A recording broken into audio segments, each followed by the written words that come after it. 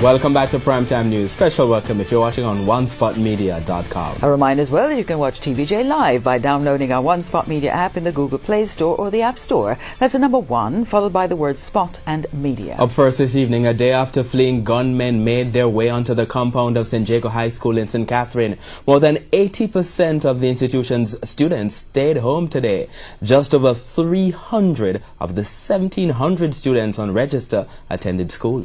The incident has caused the institution to renew its call for the Ministry of Education to assist in building a higher perimeter fence to secure the premises. TVJ's Anthony Lugg visited the school this morning. Calm after the storm. A day after St. Jago High School was forced to activate its emergency plan following a gun battle in the vicinity of the institution. Students and staff gather singing songs of praise and worship. Nothing will stop us from achieving But even as the principal and other members of staff tried to lift the spirit of those students in attendance, the empty space in the auditorium spoke volume. Our numbers definitely declined, and I think that was as a result of the rain too this morning. So of 1,700 plus students, there are only 330 here this morning. And while there was a low turnout on Friday, the students hurried to their classes following the devotional exercise. It's not the first incident of this nature in the vicinity of the institution. Former principal Sandra Swire-Watson says the community usually offers support to the school. But when asked if the action of hoodlums counter the efforts of other community members, she gave this response. No, it doesn't counter it because, you see, unfortunately, because of the lack of proper security fencing, we have a perimeter fence just to demarcate the premises. They would use it as a shortcut to get around the community. Quite frankly, I'm not sure that those were members of the community. Even the incident we had a few years ago when there was a big shootout outside, they were not members of the community, but they do know that the school, they can get over the school to get out there. Now, according to the staff here at the St. Jago High School, the wall behind me is just one of the routes used by gunmen to elude the security forces. That's why they're renewing the call for the authorities to urgently assist in building a higher perimeter fence. It has been urgent for a very long time now. The last time it came up was in the National Education Inspectorate visit to St. Jago High School in 2014. Nothing happens here on a regular basis. So they never see St. Jago as a school with a security problem. But we don't want to wait until something happens. So we have a very low wall. A desk or a chair can send you over the wall from either side. So we would really appeal to the authorities, the Ministry of Education, whomever, to help us. Anthony Lugg, TVJ News. In the meantime, the private sector organization of Jamaica, PSOJ, is this evening insisting that its initiative to craft an overall plan to deal with the country's crime problem is different from previous attempts. The PSOJ held a press conference at its Hope Road St. Andrew offices on Friday. TVJ's Vashon Brown has more.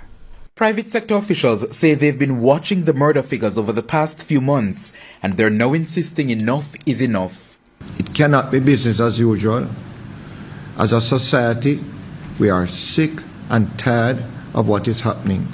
We are sick and tired of waking up every morning to hear about the 2 and the 3 and the 5 deaths. It must stop. Earlier this week, the private sector organization of Jamaica, PSOJ, said it will be taking a bigger role in helping to craft a crime plan by organizing a summit on public order and crime set for February 15 and 16. Today, PSOJ President Howard Mitchell pointed out that this will be different from previous attempts at crafting a plan. The difference between what we propose, and in fact the difference between many of the other attempts at establishing an overarching policy, is that we want to take it further. Right? We want to hold people accountable. We want to set performance, key performance indicators, as Mr. Watson said, and to report back to the public on the execution of these key performance indicators.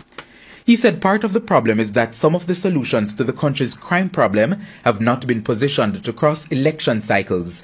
In fact, he noted that in 1993, then Prime Minister P.J. Patterson had established a task force on crime. The difficulty was that there was not a consensus that it was the methodology to go forward throughout elections. Right? that is what we want to achieve with this summit. Not that we have, because operating plans change. So we're not working on operating plans. Okay? There are people to do that. What we want is a plan, a national plan as to how we manage the discipline in our society, how we manage the interaction between agencies in our society. Chair of the PSOJ Standing Committee on National Security and Justice, George Overton, argued that his committee realized that there is an absence of a high-level strategy to deal with escalating murders. What has happened over many, many years is that we have come with different tactical initiatives, but we have not had a focused target that everyone in the country can galvanize themselves around. We hope at the end of this that we will have a plan that will take us beyond the next election. Vashon Brown, TVJ News. Members of the security forces are now conducting a major search operation in sections of northwest St. Elizabeth following reports that gunmen fleeing the state of emergency in St. James have been fleeing to that parish. Members of say it is not safe because strange people coming in and going out, and they look suspicious. Children them to go to school, they are scared and they're on the road, they are worried and so forth. We have to take them home, to and from, and we don't want that, we don't want that. Because I heard it was some school children who saw some men this man with gun or something like that. Right, and two other persons see them. Then come to shop and ask the person to buy something. Right, and then refrain from selling them. And them see a man come and then walk, I think a police are come. Residents say they're more afraid at night because of the absence of street lights in some areas and overgrown bushes. But they say the presence of soldiers is helping them feel safer. Head of the St. Elizabeth Police, Superintendent Catherine Lord, declined to comment on Friday's operations, but the police high command had placed neighboring parishes such as Westmoreland, Hanover, Trelawney and St. Elizabeth on high alert following the declaration of the state of emergency in St. James. Residents in these parishes have been urged to call the police if they see strange individuals in their communities. And the Legal Aid Council is reporting that 10 minors were being held at the Barnett Street Police Station in Montego Bay as at Thursday, 7 of whom were taken into custody prior to the state of emergency. Those children detained under the emergency powers have been released. Of the children remaining in custody, 3 were without legal representation and have been assigned to experienced Montego Bay attorney Mrs. Betty Ann Smith-Waite. One has been charged with illegal possession of a firearm and another with attempted housebreaking. The third child is deemed uncontrollable and, though not charged with a criminal offence, will be provided with representation by the attorney.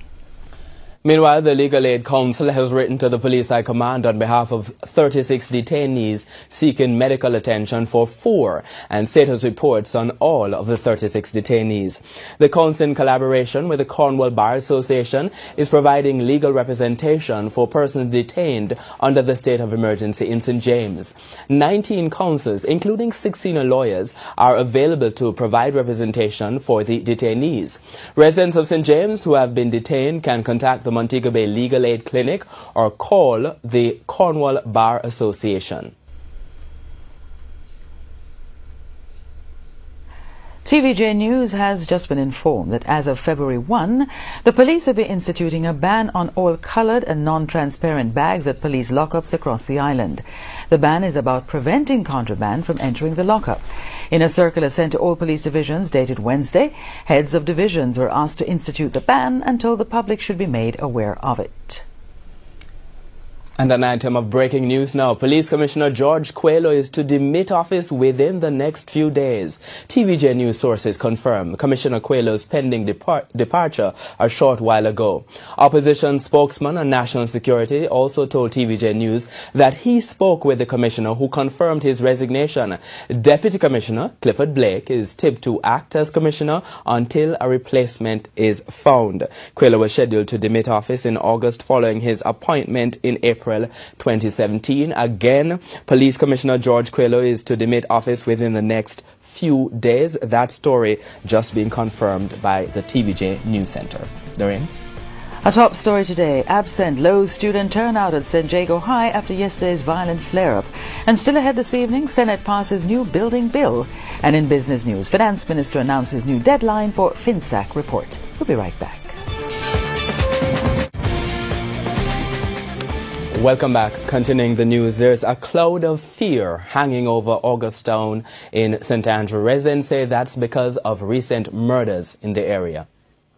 The police, political representative and very few residents met on Friday to work out how to stop the murders in Augustown. The area has been tense lately, forcing people to stay off the streets because of the threats of retaliation. It's not the first time Augustown is experiencing this level of violence, but the people in the community say this time is different because of the players who are involved and the money they are willing to spend to create mayhem. It's embarrassing to say that Augustown is very tense right now. It's frightening. It's frightening, and especially where we're coming from, 2016 zero murder, make it even more embarrassing. There are reports that university students, many of whom live in the area, are moving out because of fear. Based on the level of gunfire at nights and the murders in the latter part of 2017, when we had the first one recently this year, I suspect that students are moving out of the community. Do you know for a fact if they are moving out? Well, we are not seeing that vast amount of students that we normally see walking, going to shops and all that now. So there might be some evidence to sort of say yes, that's a fact. The Member of Parliament, Favour Williams, says in spite of that, the community continues to look out for the students. I can tell you that the communities do provide whatever support they can. They look out for the students. They know the students go out early, they come in late, there's transportation that's provided. So the communities, they know the benefit of students living there. The police say one of their main challenge is the terrain in the area.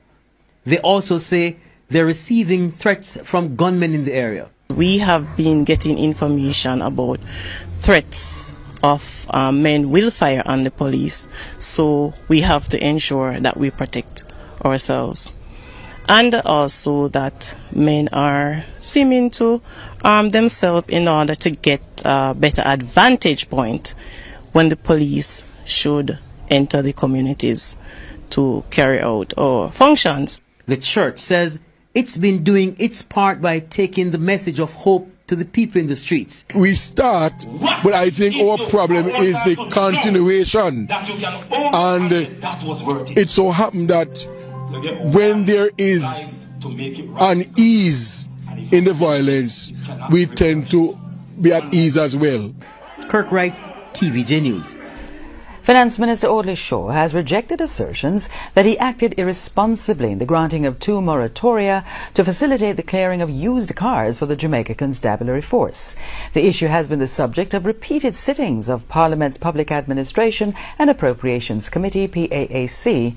TVJ's O'Shane Masters has the details. O'Brien's Car Sales and Rental International was given a contract to supply 200 pre-owned vehicles for the police.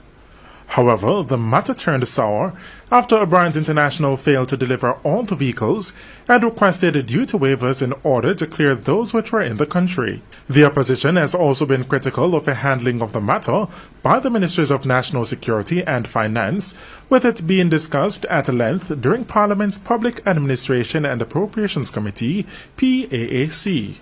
Addressing the annual general meeting of the Used Car Dealers Association on Thursday night, Finance Minister Audley Shaw accused the opposition of mischief-making.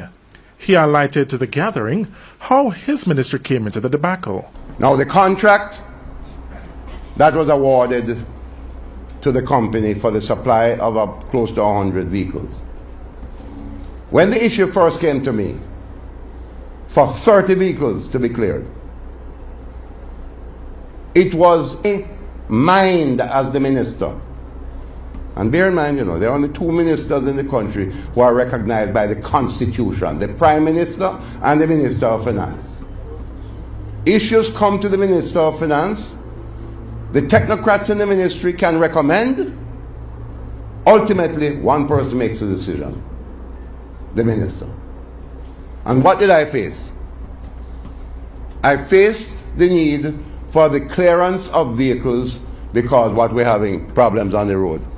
crime. He then set about outlining the decisions he made in relation to the issue. So when it was brought to my attention, and it was not clear to me at that point that the issue of who pays what in terms of taxes, I decided to issue a first moratorium for 30 vehicles, which were cleared, because the Ministry of National Security countersigned on that clearance.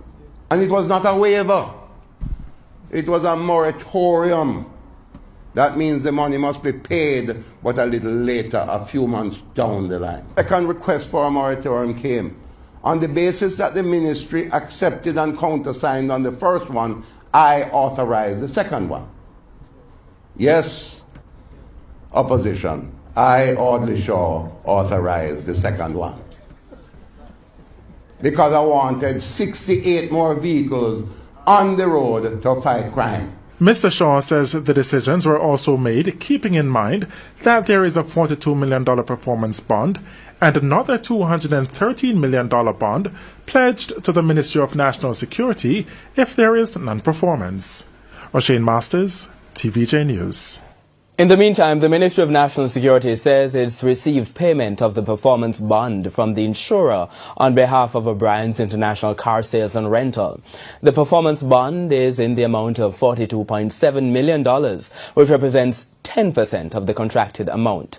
The performance bond was called in after it was determined that the contractor had failed to meet its obligation in the time frame that was given. The company has so far supplied 34 vehicles and is in the process of clearing another 66, after which the contract will be terminated in part. Meanwhile, the Finance Minister has hailed as a positive move the announcement of the pre-inspection of all Japanese used vehicles being imported into Jamaica. The announcement was made by Industry and Commerce Minister Carl Samuda on Tuesday in Parliament. Mr. Shaw says all participants will be able to benefit from the move. The pre-inspection program will be done under highly transparent conditions with a report that will be issued both to the importer, to the trade board, and ultimately that report will be available to the consumer.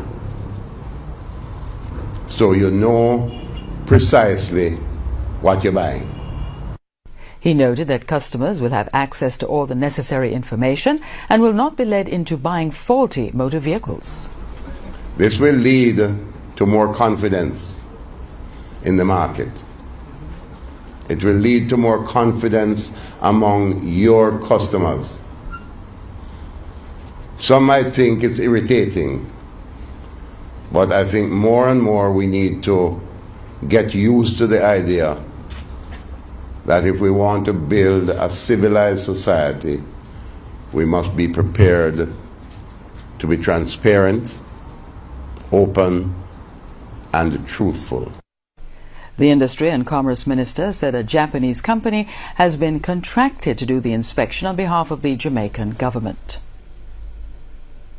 Meanwhile, Mr. Samuda also reiterated that the measure has become necessary to protect consumers amidst increasing reports of the odometers of used vehicles being tampered with to mask high mileage as well as other irregularities. Jamaica is now closer to having new building laws. The Senate this afternoon passed the building bill. There were 30 amendments. More from TVJ's Gillian Pearson. The building bill will, among other things, establish a modern legislative framework that will serve to reduce the vulnerability of Jamaica's built environment and ensure public safety. It also serves to repeal the Kingston and St. Andrew and Parish Council Building Acts, as well as create standards for the construction and maintenance of physical structure. The legislation was passed with 24 amendments in the House of Representatives last year. The bill provides for the establishment of the National Building Code and identifies the Bureau of Standards Jamaica as the agency that will set the acceptable local and international standards for construction. In addition, the legislation establishes that municipal corporations are to be the local building authorities and will be responsible for inspecting, certifying, and taking the actions necessary to approve new structures, change existing buildings, or destroy dangerous structures. It also streamlines the permit application system. This will eliminate unnecessary referrals and expedite responses, facilitate the introduction of special express services, and ensure the rights of persons with disabilities regarding accessibility, safety, and user-friendliness. A timely intervention is how efforts to restore the fish stock in White River St. Anne are being viewed. The area now has a fish sanctuary where it is hoped there will be a 500% increase in the fish population in the next 5 years. TVJ's Janella Precious reports. According to data worldwide, over 70% of all fish species has been exploited or depleted. This not only affects people but our coral reefs as well. In Jamaica, fishermen are finding it increasingly difficult to make a living. Many now have to go further out at sea to get a decent catch. In White River St. Anne, the country's 18th fish sanctuary was launched. This saw the coming together of fishermen and representatives from the area's Marine Association. I grew up right here, right up the White River. This is very personal for me. You know, I went out here swimming. The corals were great. There were conchs. You could see fish swimming around. But now what do we have? When you go out there, I mean, there's, you know, the corals are covered in algae. If you see a conch, you're lucky. And the fish, they come in 2 sizes. Small and extra small. That's it. And there are already positive results. You could catch like a pound-sized snapper every day.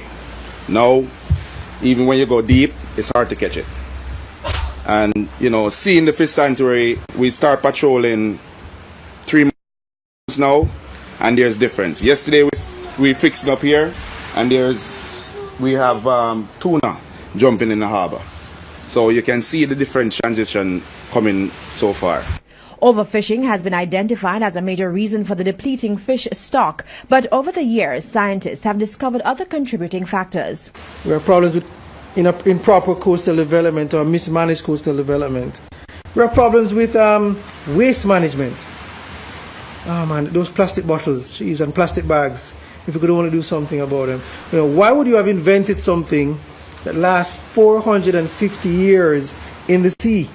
To ensure that this fish sanctuary achieves its objective of a 500% increase in the fish population in 5 years, security measures have been put in place. It is illegal and punishable by law to engage in any unauthorized fishing activities within a fish sanctuary.